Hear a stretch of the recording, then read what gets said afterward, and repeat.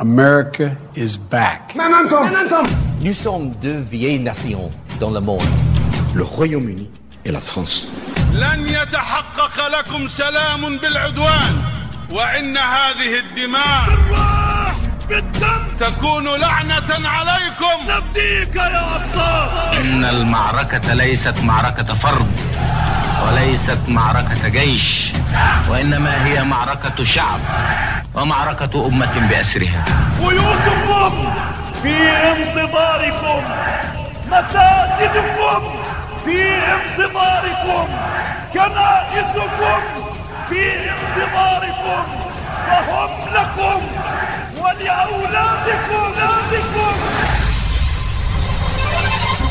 Vous écoutez l'Histoire en marche, un programme réalisé par Jalil Akhdar, coordonné par Sami Hahali, Marim Abdou pour vous accompagner au micro.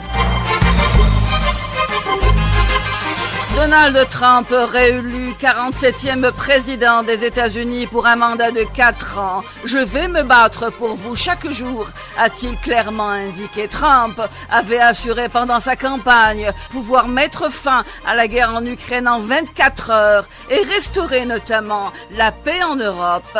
We've achieved the most incredible political thing. Look. Nous avons clairement réalisé la plus belle chose politique.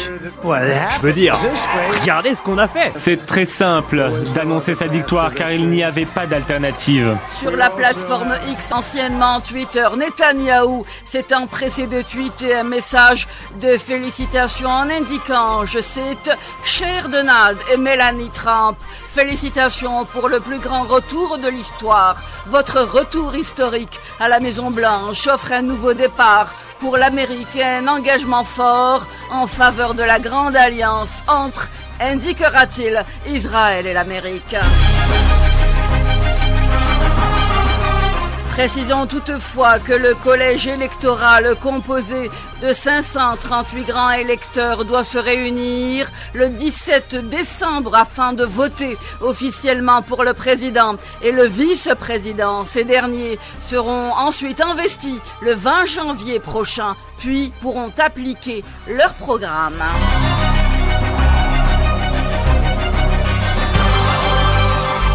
Avec nous en ligne à partir de Washington, Monsieur Michael Shurkin, merci d'accepter notre invitation. Vous êtes directeur de Global Program et vous êtes également analyste politique à la CIA.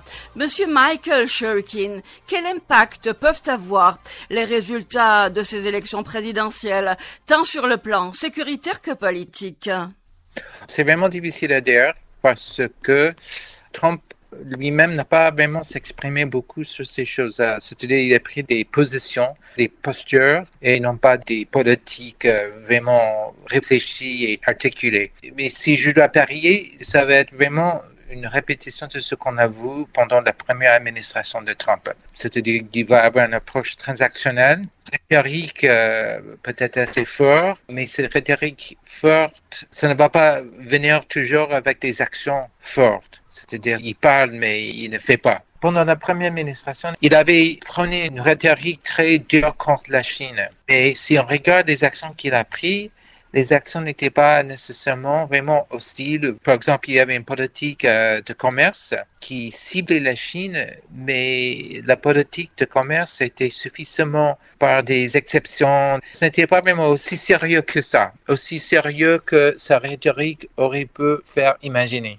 Est-ce que cela signifie que la politique extérieure de la prochaine administration aux États-Unis, est-ce que cette politique, comme cela est suggéré, va dépendre des impulsions des grandes puissances rivales, comme la Chine ou encore la Russie? Doit-on penser qu'il y a une grande continuité dans la politique étrangère? Je crois qu'il y aura une continuité. Ceci dit, on parle souvent du fait que pendant la première administration, il y avait les soi-disant les adultes qui étaient dans la pièce avec lui. Oui. Des professionnels de long terme, les autres fonctionnaires, les officiers, les généraux, etc., qui étaient plutôt sensibles au consensus, aux politiques établies, et que ce monde-là l'a empêché à vraiment agir selon sa volonté. cette fois-ci, les adultes ne seront plus dans la pièce et aussi qu'il va peut-être même se venger contre les fonctionnaires, les professionnels, les gens qui étaient autour de lui, qui, d'après lui, peut-être, l'avaient empêché à agir selon sa volonté. Si l'on regarde de plus près les changements de politique, Monsieur Michael Churkin, entre Donald Trump et Joe Biden ont été moins marqués qu'on ne le pensait préalablement. Il n'y a pas eu de bouleversement entre les deux administrations. Voilà.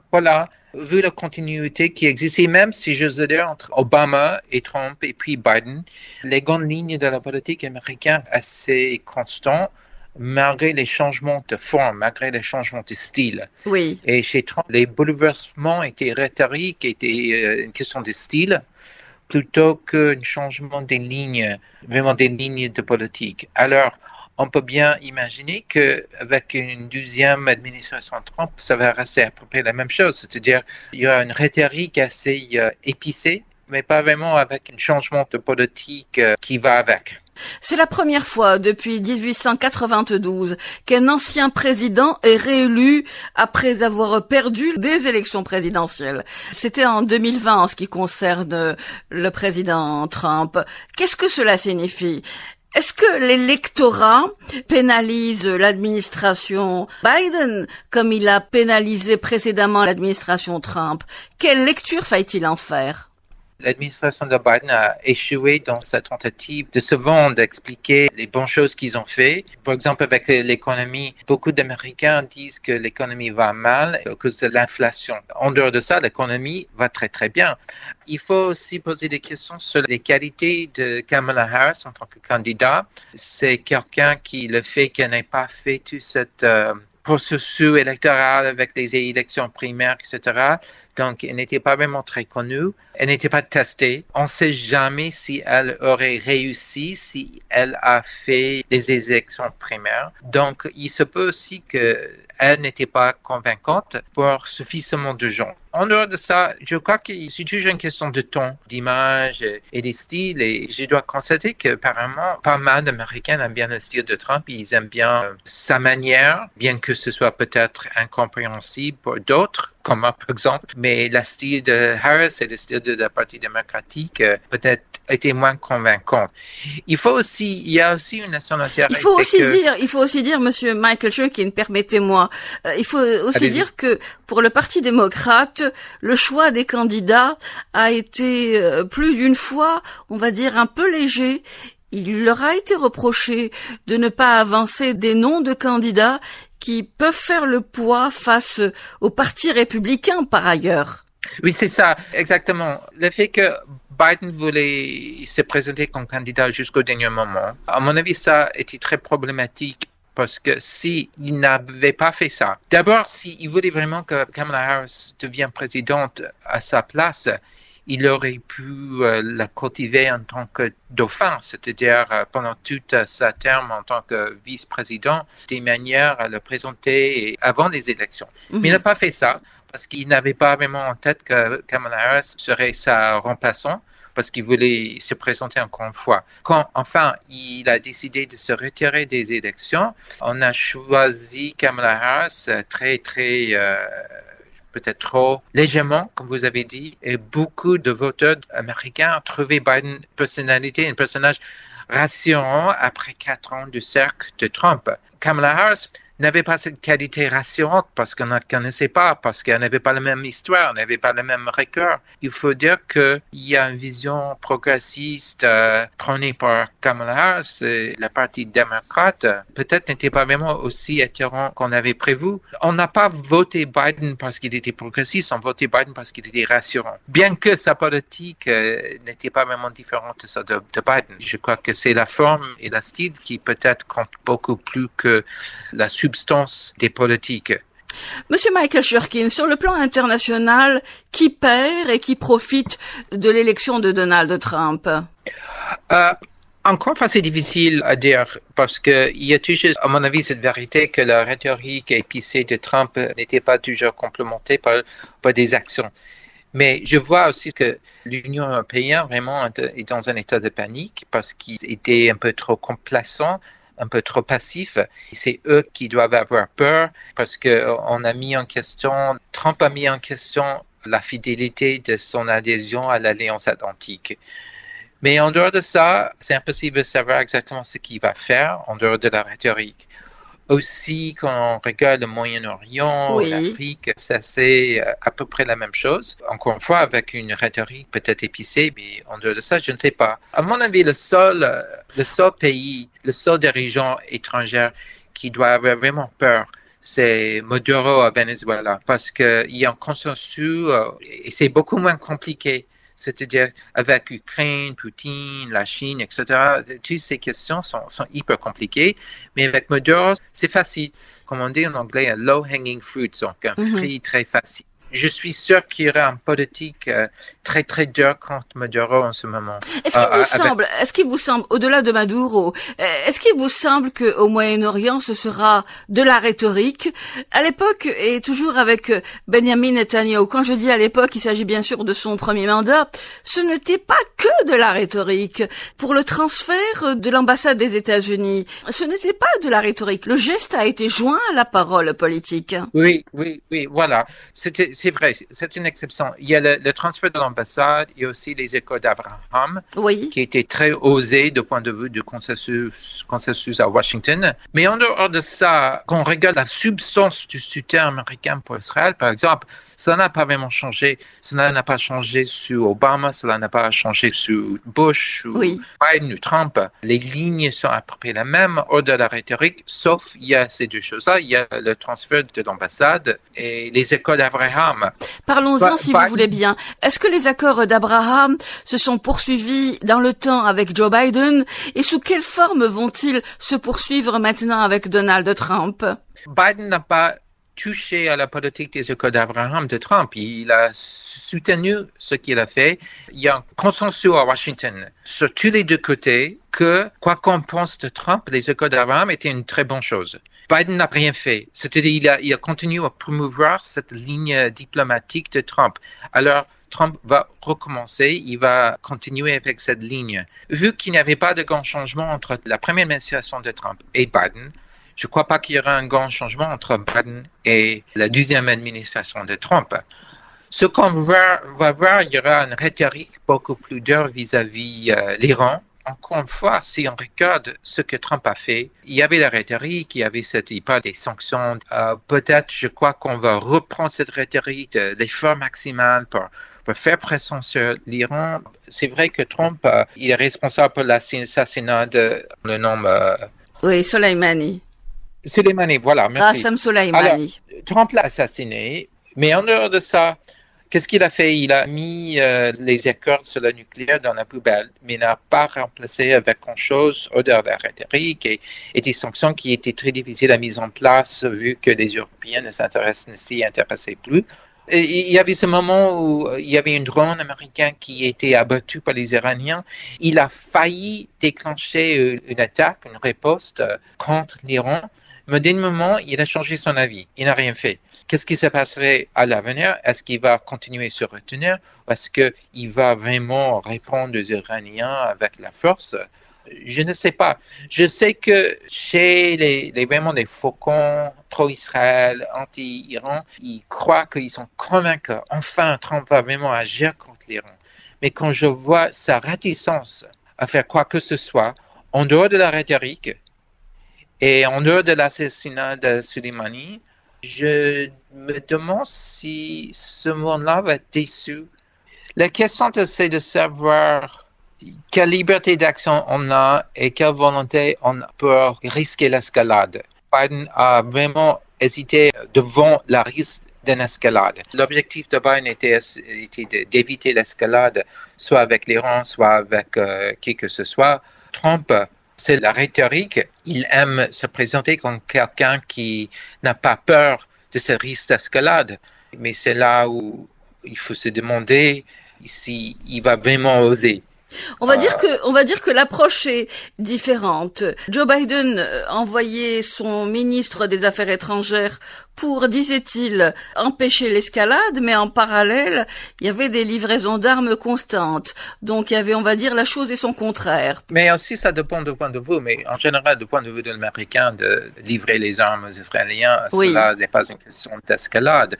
En ce qui concerne l'escalade, c'était plutôt la question de si on accepte l'idée que ce serait une bonne idée pour Israël de riposter, mais à quel point? Et c'est là où la réticence de Biden, de l'administration de Biden vis-à-vis de l'escalade s'est montrée. C'est là où il faut se demander si Trump va être aussi hésitant devant la risque d'escalade. On va voir. D'après sa rhétorique, il va oser, il va prendre le risque d'escalade ou va soutenir Israël dans des ripostes plus robustes contre l'Iran. Mais ça reste à voir qu'est-ce que Trump va faire. Même il y avait des développements politiques au sein d'Israël avec Netanyahou vis-à-vis du ministre de la Défense, etc., etc. Alors, c'est quelque chose qu'on n'a pas encore avalé ici, qu'on n'a pas digéré peut-être. Alors quand vous dites, pardonnez-moi, ce point est intéressant. Quand vous dites que c'est quelque chose que l'on n'a pas encore digéré, ça voudrait dire quoi? Je vais rajouter ceci. Les médias indiquent que Gallant était très proche des États-Unis. Est-ce pour cela que cela n'a pas été digéré? Quand je dis digérer, je veux dire que c'est-à-dire on n'a pas encore compris, on n'a pas encore assimilé tous les faits. Je vois qu'il y a beaucoup de monde qui offre des explications, que la question c'est le rapport entre Gallant et Biden et ceci, cela. Franchement, ce n'est que la spéculation pure. Au fur et à mesure, avec le temps, et les médias israéliens, ils vont faire le boulot et on va bientôt, j'imagine, dans les heures qui suivent, apprendre plus de choses. Mais alors, je sais que chez Biden, peut-être le risque de l'impatience vis-à-vis de Netanyahou était plus grande. Sa conduite, je ne parle pas de la guerre, mais je parle de sa conduite politique interne, avec ses fameuses tentatives de réformer le système judiciaire israélien, etc. C'est sa conduite qui embêtait pas mal de gens ici. Peut-être Trump va être plus tolérant de cette manière de se conduire de Netanyahou du point de vue de la politique interne. Une autre chose, un autre facteur, c'est la réponse des Israéliens. Ça, je sais que je vois ça sur les réseaux sociaux israéliens, qu'en dehors des purs et durs pro-Netanyahou, les gens au centre et à la gauche sont très, très, très en colère. S'il y a un soulèvement populaire, manifestations, etc., on va voir aussi comment est-ce que Netanyahou va réagir à ça et qu'est-ce qui va se passer. Et ça reste à voir parce que c'est une histoire qui se déroule actuellement. C'est la victoire de Trump et aussi toute cette histoire israélienne. À ce point-là, c'est impossible de savoir comment ces deux histoires, ces deux développements vont s'influencer l'un vers l'autre. Bien.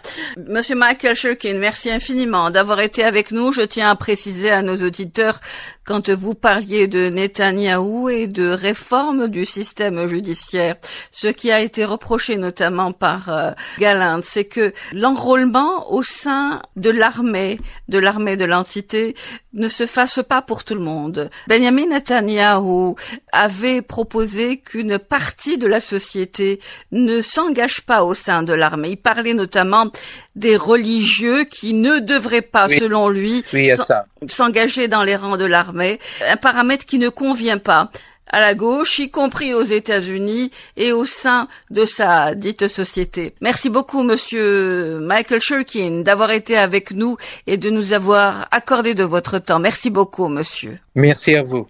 Michael Shurkin est directeur de Global Programme, il est analyste politique pour la CIA et il était avec nous à partir de Washington.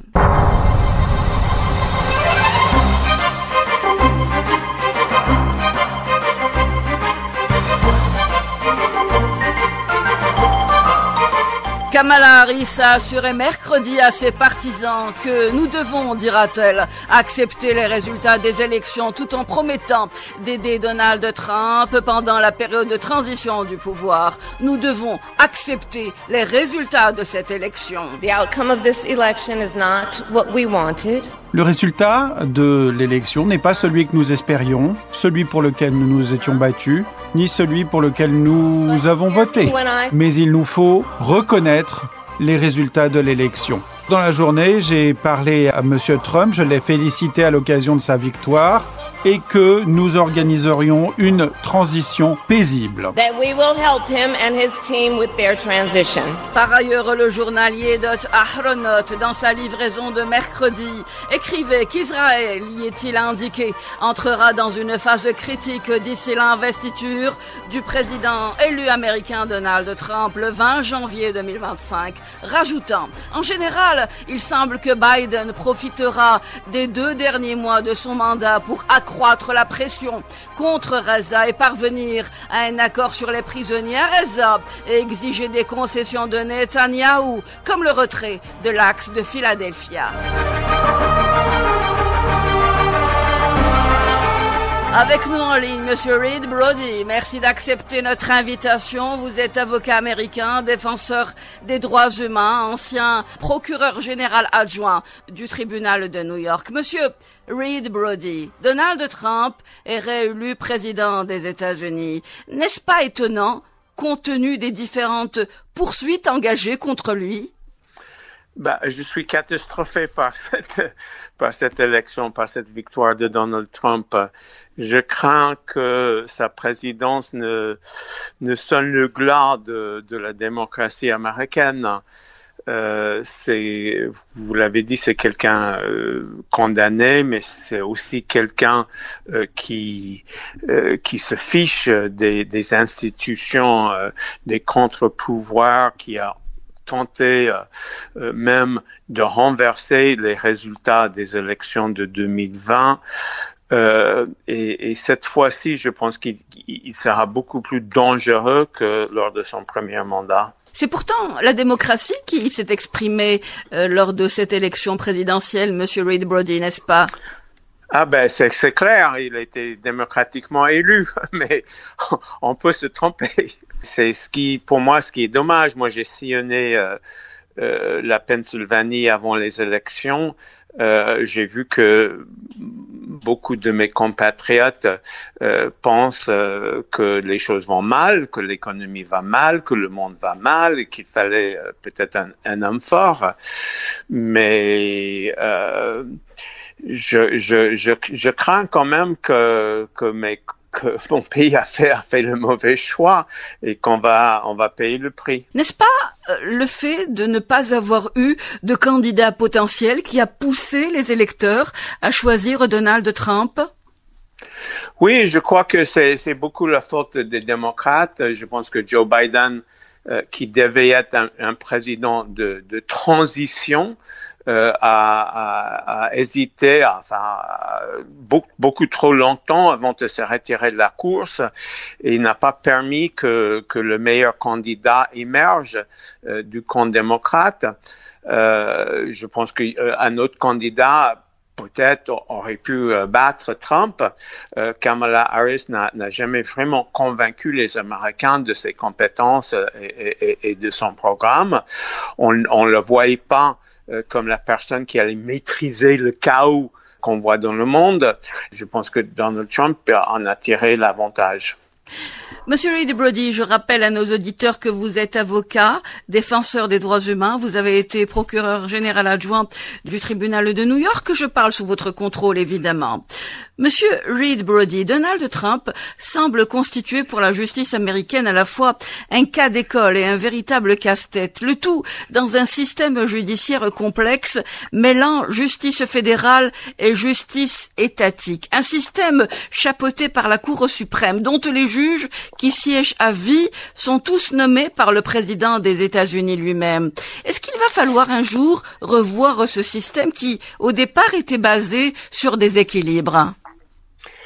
Écoutez, le système supposait que des gens de bonne foi gouvernent le pays. Le système n'était pas conçu pour quelqu'un qui s'assoit sur les règles. Effectivement, la Cour suprême jouit d'une indépendance, surtout leur nomination à vie. Il faut voir que les membres de la Cour suprême sont nommés par le président, mais ratifiés par le Sénat.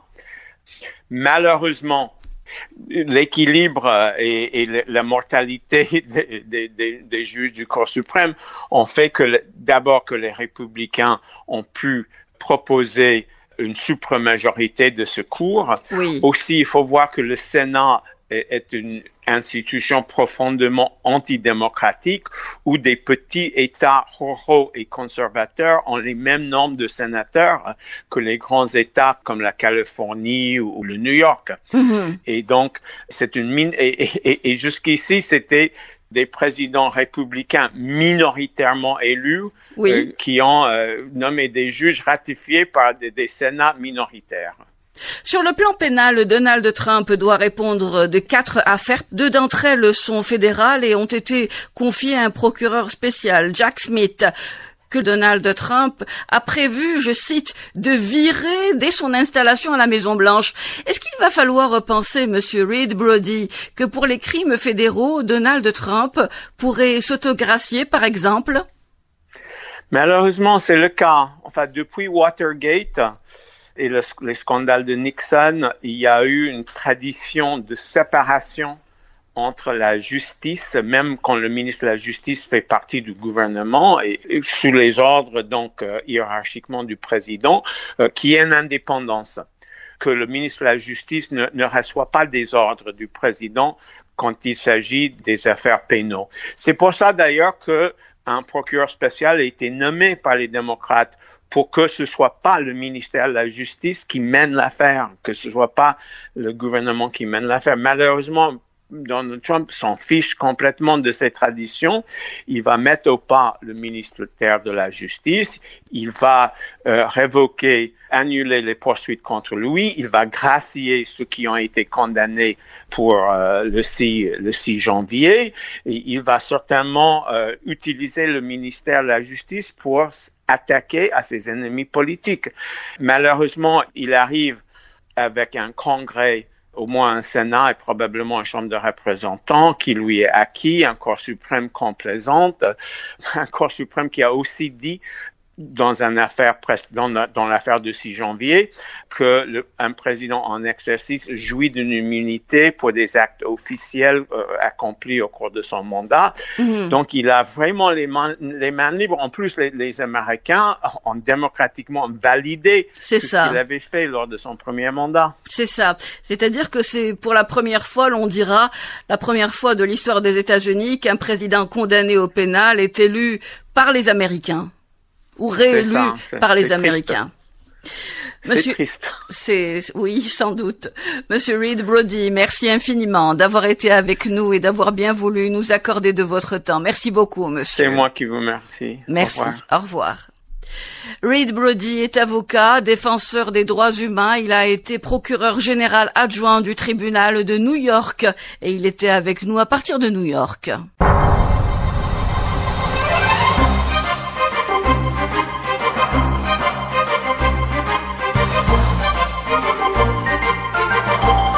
Un responsable de l'entité a déclaré que Benjamin Netanyahu pourrait mettre fin à la guerre dans la bande de Gaza au début du mandat du président élu américain Donald Trump afin de lui offrir une victoire diplomatique rapide.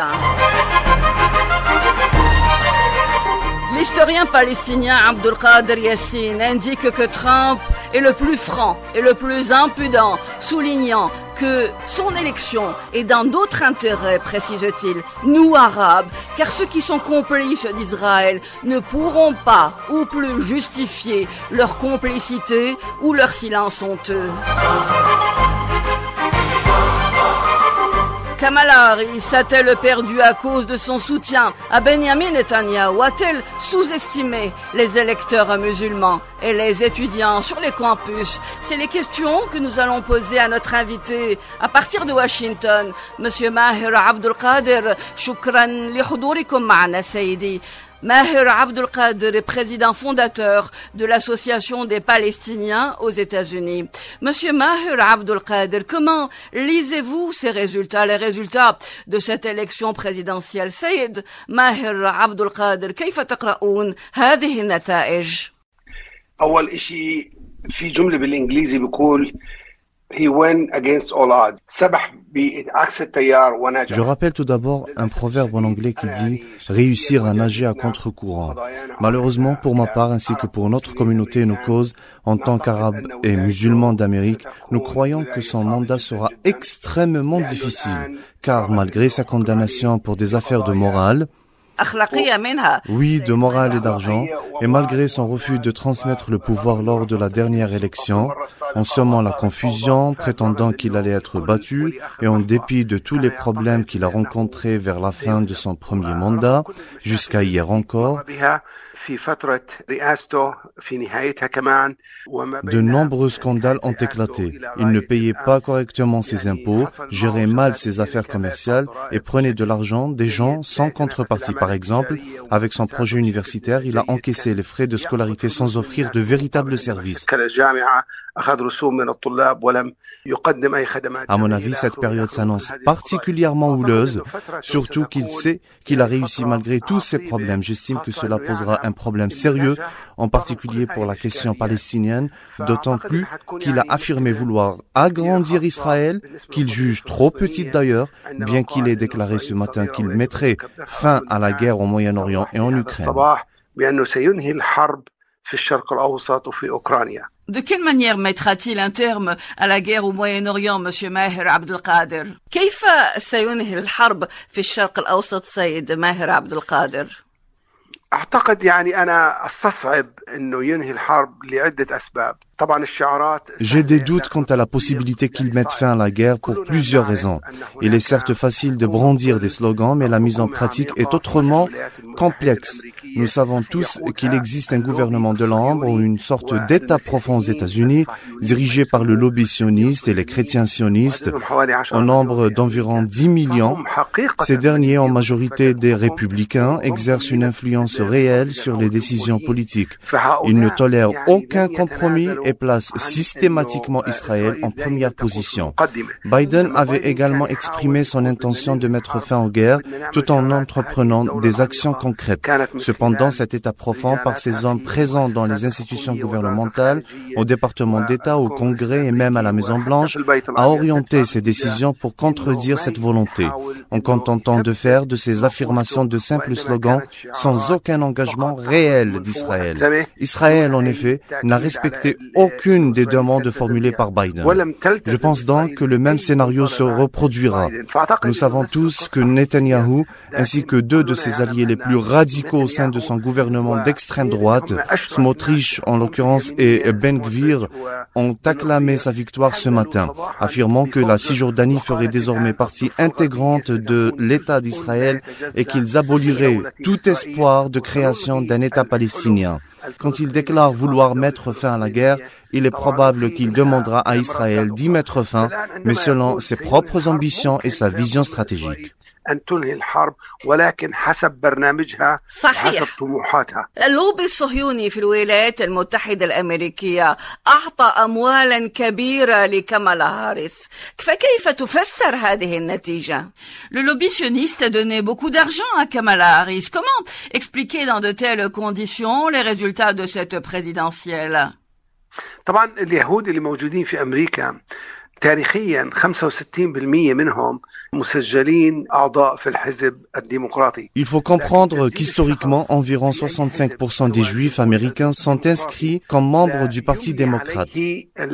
Cependant, l'inscription d'une personne à un parti, qu'il soit démocrate ou républicain, ne l'oblige pas nécessairement à voter pour ce parti ou pour son candidat à chaque élection.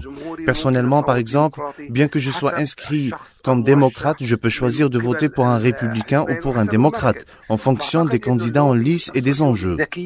Je pense que le lobby sioniste est extrêmement habile dans ses choix stratégiques, car il sait que le pouvoir oscille entre démocrates et républicains. C'est pourquoi il entretient des relations ouvertes et fructueuses fructueuse avec les deux partis. Il soutient aussi bien Kamala Harris que Trump.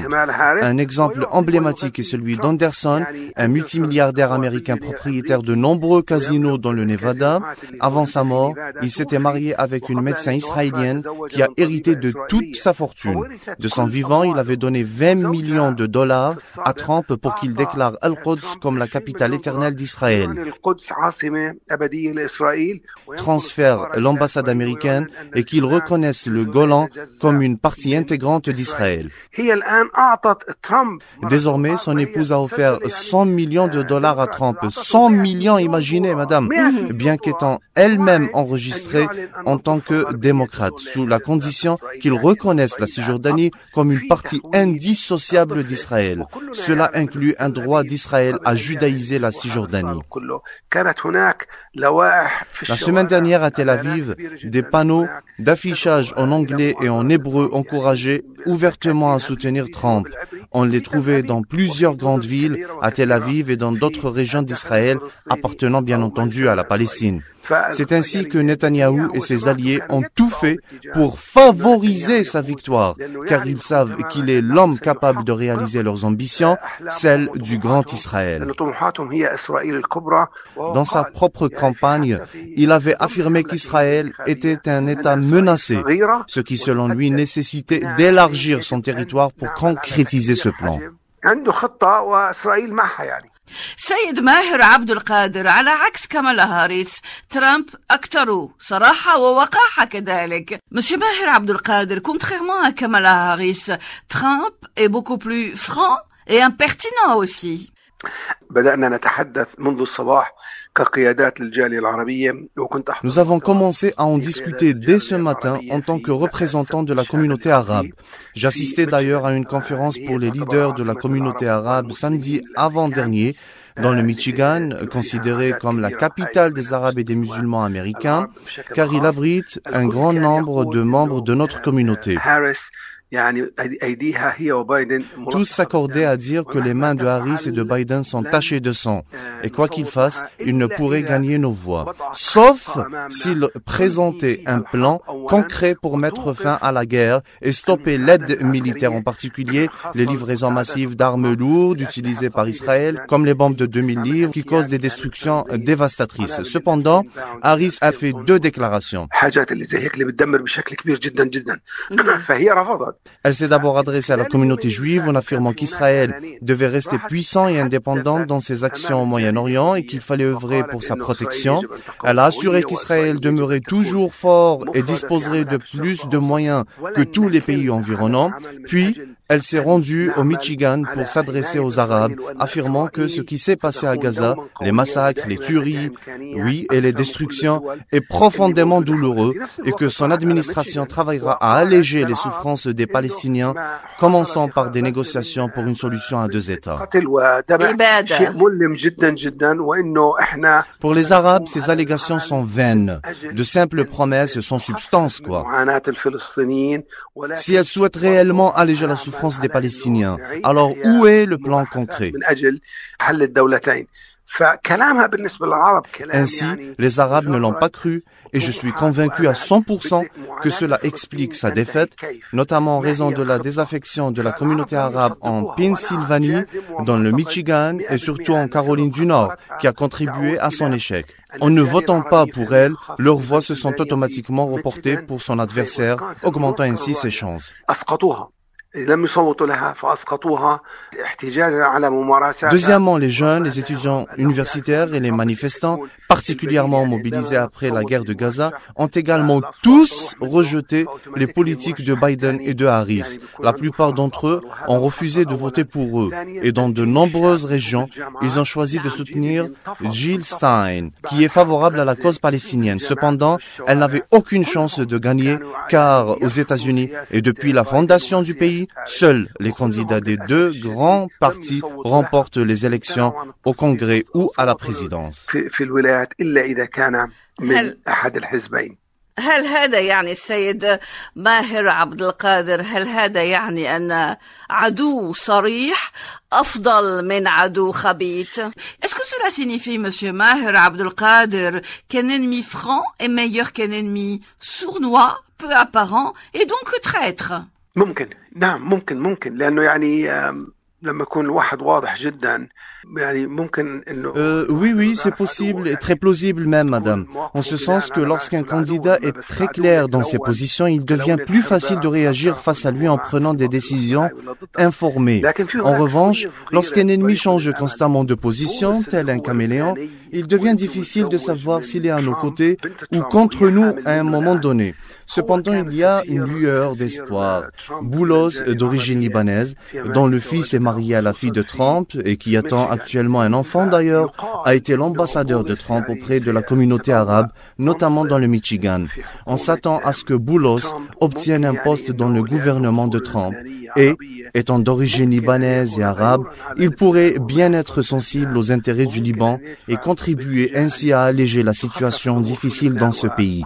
Si un tel plan est mis en place pour soulager le Liban, cela pourrait empêcher Israël et les États-Unis de cibler Gaza sans retenue, et l'inverse est également vrai.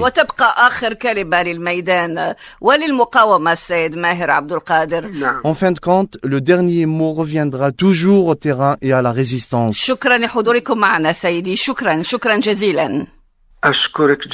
Maher Abdel Qader est membre fondateur de l'Association des Palestiniens aux États-Unis et il était avec nous à partir de Washington.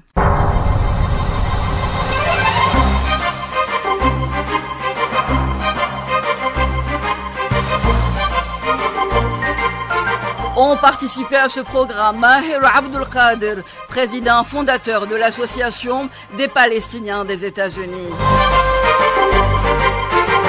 Reed Brody, avocat américain, défenseur des droits humains.